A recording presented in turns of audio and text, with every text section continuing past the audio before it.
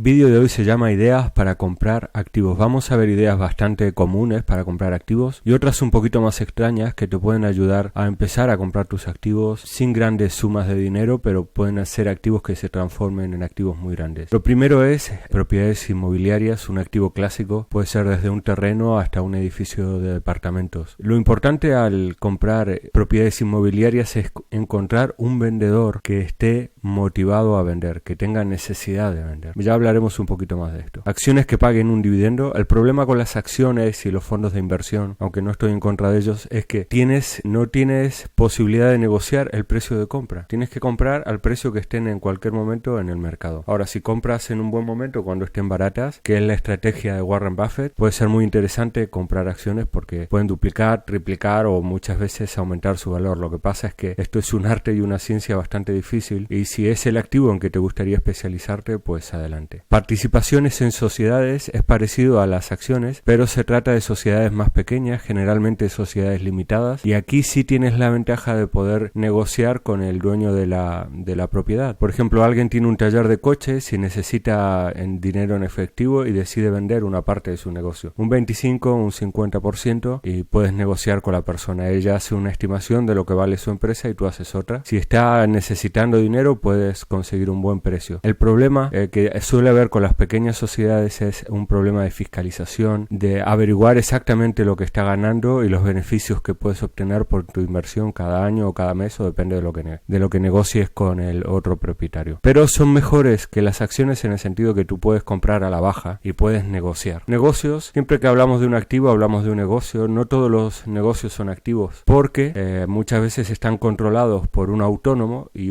si el autónomo deja de trabajar, deja de fluir el dinero. Tiene que haber una estructura de empresa para que el negocio realmente sea un activo. Si no, simplemente estás hablando del empleo de una persona, del dueño de su puesto de trabajo. Entonces, lo importante con los negocios es que sea un negocio que entiendas, que comprendas y que tenga una estructura que no dependa de una sola persona, sino que tenga una estructura de una empresa. Vamos a hablar un poco de los negocios por internet. Puede ser un blog, un canal de YouTube, una página de Facebook, una app para móviles, etcétera, etcétera. En muchos de estos negocios hacen dinero. Por ejemplo, los canales de YouTube o los blogs, su negocio está basado en la publicidad. Una página en Facebook suele ser una página de nicho especializado en algo, ¿no? En muebles antiguos, en zapatos italianos, en barcos de pesca, en lo que sea. Si tu negocio está relacionado con eso o encuentras a alguien a quien promocionar, puede ser interesante comprar una página de Facebook que esté teniendo publicaciones y seguidores activos. También una aplicación. Todos estos negocios en internet los puedes comprar en muchos mercados. Uno que me gusta mucho es Foro Beta. Para comprar uno de estos negocios virtuales se suele utilizar la regla de 2 años. Es decir, que si el negocio gana 50 euros al mes, serían 600 euros al año. 1.200 euros al año sería el precio a pagar por este activo. Claro, como todo, volvemos a lo mismo. Si encuentras un vendedor motivado, puedes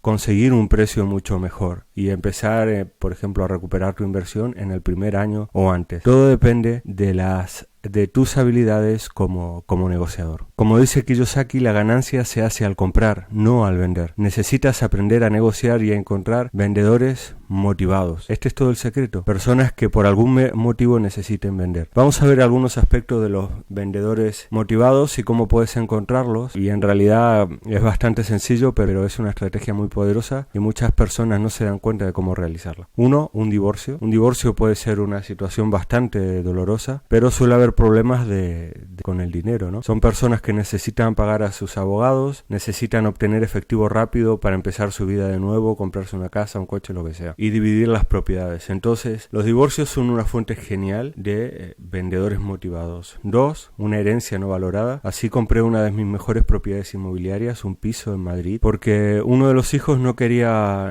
hacerse cargo de la propiedad y prácticamente lo regalaron. Una de las partes sí estaba interesada, pero no contaba con la otra parte de la herencia. Uno de los hijos sí sabía lo que valía, pero lo vendieron por muy poquito dinero. Problemas de salud. Alguien que no puede atender su negocio y entonces necesita dedicarse a su salud, a ir a un balneario, lo que sea. Traslado. por ejemplo, uno de los miembros de la familia tiene que trasladarse a otro sitio, necesitan vender la casa porque ha encontrado muy buen trabajo, pues es interesante, están motivados. 5, jubilación, gente que ya está muy cansada del negocio y quiere venderlo, tiene sus empleados, sus proveedores, un gerente, etcétera, y quiere vender su empresa. Compra de otro activo, es decir, una persona que tiene varios activos y quiere vender algunos pequeños para comprar uno muy grande. 7, embargo a las puertas, son personas que han dejado de pagar la hipoteca pero todavía no han sido embargadas y prefieren vender la propiedad a un precio económico con tal de no entrar en los listados de morosos. Y 8, subastas. He comprado muchas propiedades inmobiliarias en subastas y son geniales. Lo primero que debes saber es que no compres el primer activo que te ofrezcan, y este es un error clásico. Te ofrecen una multipropiedad y la compras. Por supuesto ganas muy poquito o nada. Comprar una buena propiedad y a un vendedor motivado lleva su tiempo, así de claro. No vas a encontrar vendedores motivados fácilmente. Debes perseverar hasta encontrarlos. En 100 propiedades inmobiliarias vas a encontrar uno. En 100 personas que quieran vender un negocio virtual vas a encontrar una. Pero los vas a encontrar. Debes perseverar hasta encontrarlos.